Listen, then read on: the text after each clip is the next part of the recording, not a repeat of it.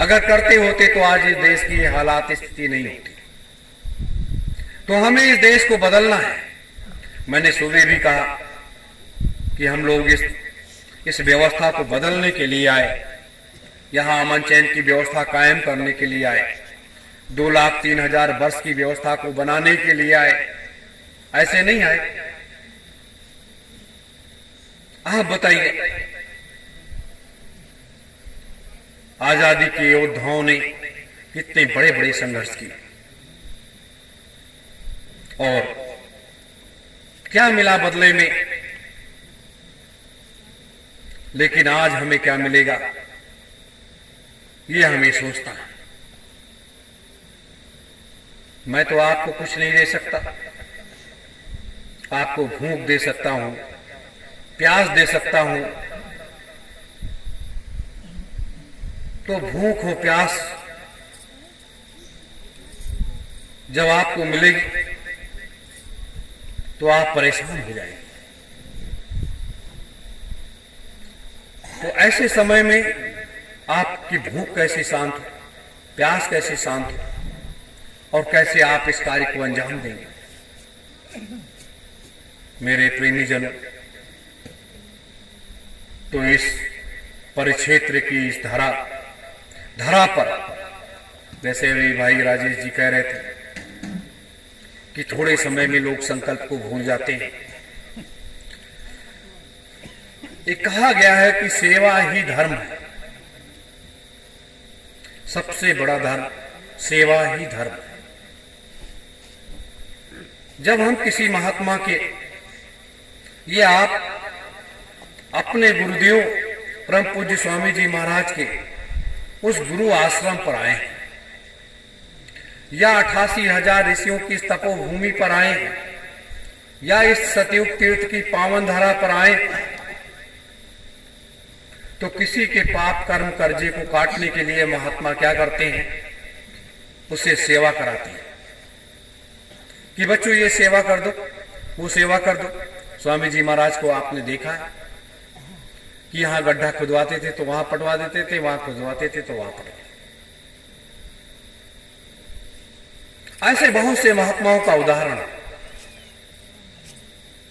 क्योंकि आपके कर्म कर्जे को काटने के लिए कोई बर्तन धुलने में लग जाए, कोई झाड़ू लगाने में लग जाए, कोई भोजन भंडारा बनाने में लग जाए, कोई मिट्टी खोदने में लग जाए, कोई काम करने में लग जाए।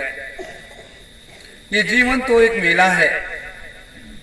यहां भी हम लोग आए, दोनों टाइम भोजन मिला, खाए पिए, सोए, नींद लिए, इधर उधर घूमे टाले, चले गए। और इस शरीर से आपने कोई सेवा नहीं किया, किसी की जूठन की थालियां नहीं साफ किया, भंडारे का बर्तन नहीं साफ किया, आपने 10-20 टोकरी मिट्टी भी नहीं फेंकी, आप अपने घर चले गए। आपको क्या मिला? आपने सोचा कि मैंने तो दीदी जी के और भैया जी के चरण छू लिए, मुझे तो सब कुछ मिल गया। आपके अंदर यही एक भाव आता है, लेकिन ऐसा नहीं है, ऐसा नहीं। जब आप सेवा करोगे और जो ये हजारों लोग आते हैं, उनके मुख के अंदर जब ये अन्न का निवाला जाता है तो मन सच्चे मन से आशीर्वाद देता है कि देखो भंडारे का प्रसाद मुझे भी आज लिखा था, यहां ग्रहण करने का मौका मिला। और भंडारे का भंडारी भी अगर प्रसन्न चित्त से भोजन बनाता है, सच्चे मन से बनाता है, उसमें प्रेम का अगाध भाव वो उड़ेल देता है और वो स्वयं सत्य ओम जय गुरुदेवाय नमः, सत्य ओम जय गुरुदेवाय नमः 10, 20, 50, 100 बार करके उस भोजन को अभिमंत्रित कर देता है। और उसके बाद भोजन प्रसादी गुरु भाई बहनों के सामने जाती है तो अमृत हो जाता है। भले वो नमक रोटी ही क्यों ना हो आपके सामने, लेकिन वो जब अभिमंत्रित हो जाता है तो वो एक अमृत के समान वो भोजन लगने लगता है। और भंडारे का प्रसाद सच्चे मन से लोग ग्रहण कर लेते हैं। ये मैं इसलिए आपको बता रहा हूं कि हमारा कर्म क्या है और हम कर्म क्या कर रहे हैं, हमारा कर्म क्या है और हम कर्म कर क्या रहे हैं, जिसमें हर व्यक्ति को, यहां के पूरे संसार के लोगों को एक नसीहत है, सभी धर्म के लोगों को एक नसीहत है, सभी पंथ के लोगों को नसीहत है कि लोगों के अंदर भाव विचार कैसे होना चाहिए और कैसे रहना चाहिए। जब तक ये भाव विचार नहीं आएगा आपके अंदर, सेवा का सच्चा भाव नहीं जगेगा, कोई मन से, कोई तन से,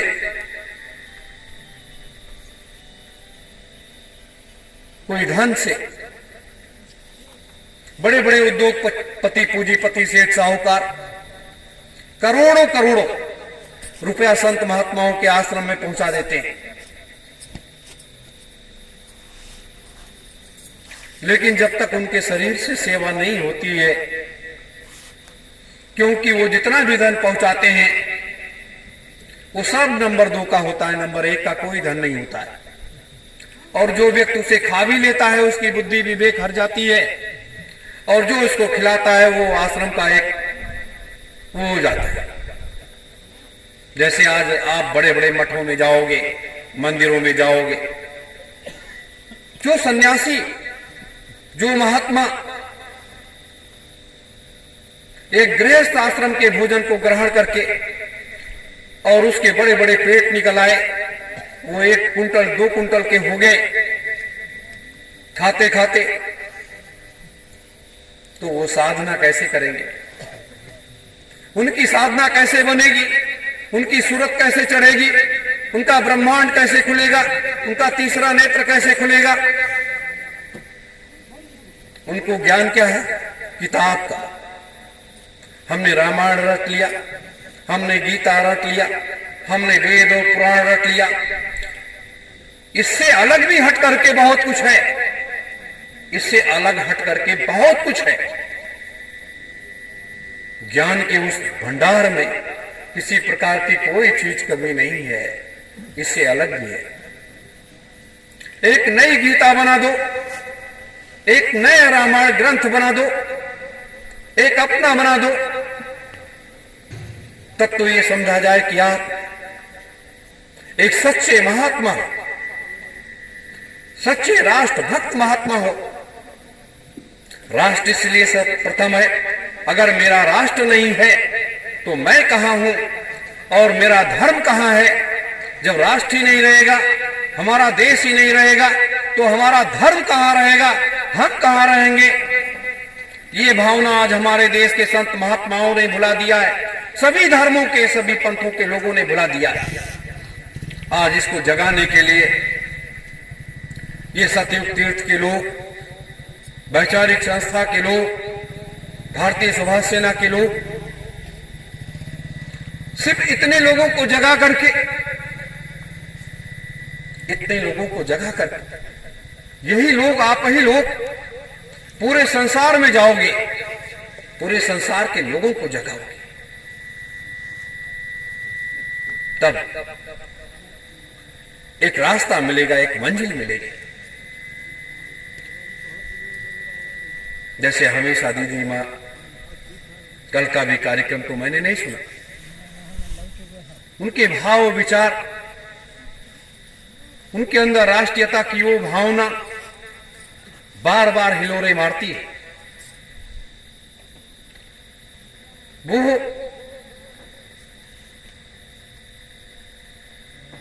उस सत्य को वो प्रकट करती है जब, तो शब्द कड़वे होते हैं। जैसे जैन धर्म में एक सागर मुनि जी हुए, वो भी बड़े कड़वे शब्द उनके होते थे, बड़े कड़वे होते थे। उस सत्य को कह देते थे वो कि एक गृहस्थ व्यक्ति भी वो अपने परिवार में नहीं कह सकता, वो मंच से उस सत्य की बात को कह देते थे। उसी तरीके से आज, क्योंकि कार्य की व्यवस्था और लक्ष्य का निर्धारण जब हो जाता है तब व्यक्ति चिंता करता है, चिंतन करता है कि ये इतना बड़ा पहाड़ जैसा कार्य कैसे होगा, कौन लोग आएंगे करेंगे, क्या यही लोग इस कार्य को कर पाएंगे, क्या इसी में से नल और नील निकल आएंगे, अंगद और सुग्रीव निकल आएंगे, इसी में से हनुमान निकल आएंगे। ये व्यक्ति सोचता है, चिंतन करता है, जिम्मेदार व्यक्ति चिंतन करता है कि हमें इन्हीं में से हनुमान अंगद तैयार करना है, नल और नील तैयार करना है। मेरे प्रेमी जनों, तो आपको तैयार होना पड़ेगा उसके लिए। ये नहीं कि हम नहीं कर सकते, नहीं, आने वाला समय तो मुर्दे से भी काम ले लेंगे लोग, मुर्दे से भी लोग काम ले लेंगे कि अभी आप मर करके जा कहां रहे हो, अभी तो काम ही अधूरा है, इस काम को तो पूरा करो तब जाओ। ये समय आ रहा है, ये समय आ रहा है, ये सतयुग तीर्थ की धरा, जिस तरीके से यहां की ज्योत मुगलिया सल्तनत ने बुझा दी, उसी तरह से सतयुग तीर्थ की ज्योति पूरे संसार में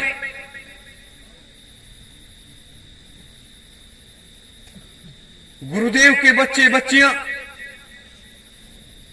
उसको जला करके पूरे संसार को सुशोभित कर देंगे। वो समय आ रहा है जब जब होए धर्म की हानि, बाढ़े असुर महाअभिमानी, तब तब प्रभु धर्म शरीरा। तो ये क्या है? आज धर्म की हानि हर चौराहे पर, हर घर में, हर कस्बे में, हर जगह धर्म पर ही कुठाराघात हो रहा है, धर्म पर ही बाकी चलाए जा रहे हैं। धर्म क्या है? पशु हत्या, जीव हत्या, जो कुछ है ये भी धर्म है। इस धर्म, ये हमारे मनुष्य चाहे हो, चाहे जीव जंतु, पशु पक्षी हो, जब इन पर कुठाराघात होता है तो ये धर्म की मर्यादा के तहत ये पशु पक्षी जीव जंतु, ये सतलोक के वो जीवात्माएं हैं जिनको भेजा गया है इनको रहने के लिए यहाँ पर। और जब उनको काटा जाता है, उनको मारा जाता है और उनके मांस को काट करके अपने पेट में भरा जाता है, तब ये धर्म पर कुठाराघात होता है। और जब धर्म पर कुठाराघात होता है और जो धर्म का रक्षक होता है उसका सीना छलनी छलनी हो जाता है और वो कहीं कहीं अपने विवेक को शून्य में ले आता है और इसको तहस नहस कर डालने का हर संभव प्रयास करता है, लेकिन फिर अपने को रोकता है। गुरु की आज्ञा प्रथम वाक्य, गुरु की आज्ञा प्रथम वाक्य को देखता है, फिर वो शांत चित बैठ करके अपने लक्ष्य को निहारता है और उन जीवात्माओं को समय के पहले कट जाने देता है।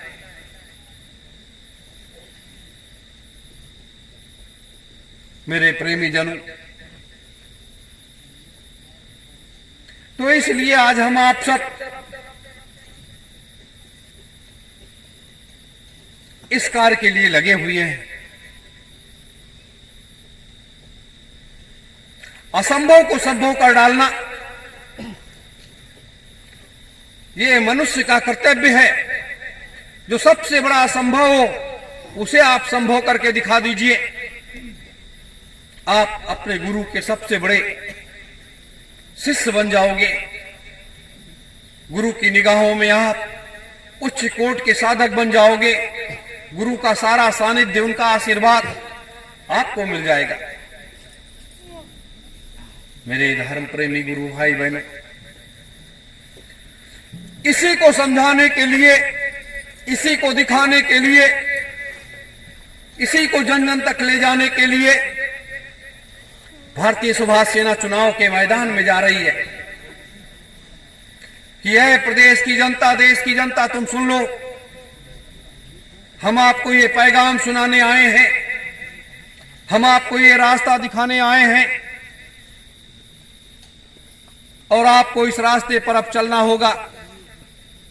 अगर नहीं चलोगे तो आने वाला समय, बहुत जल्द वो समय आ रहा है जब कुदरत आपको डंडे से समझा देगी, तब आप चिल्लाओगे, रोओगे, भागोगे, दौड़ोगे, तब तक बहुत देर हो चुकी होगी। तो ये एक समय है मेरे प्रेमी जनों,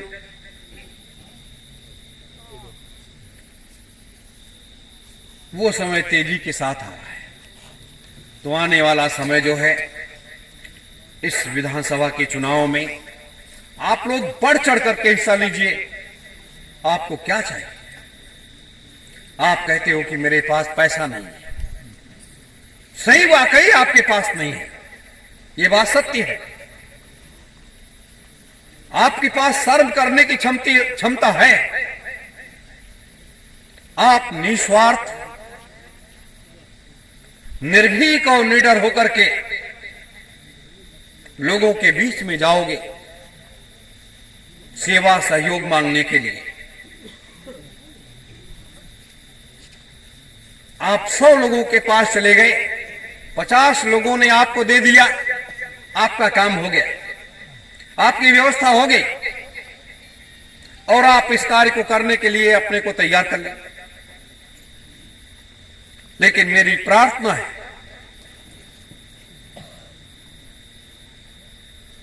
कि मिथ्या न जाए देव ऋष वाणी,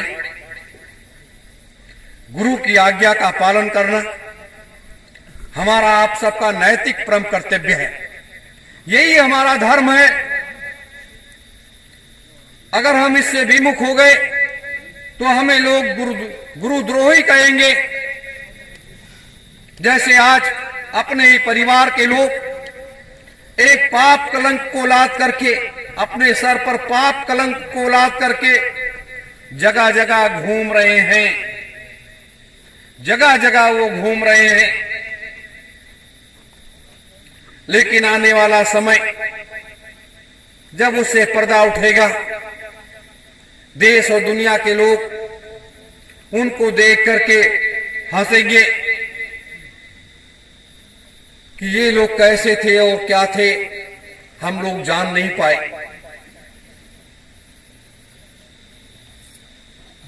तो ये बातें मैं आपको इसलिए बता रहा हूं कि आज इसकी आपको आवश्यकता है। आज आपको आवश्यकता है इसकी, नहीं तो मैं क्यों बताता।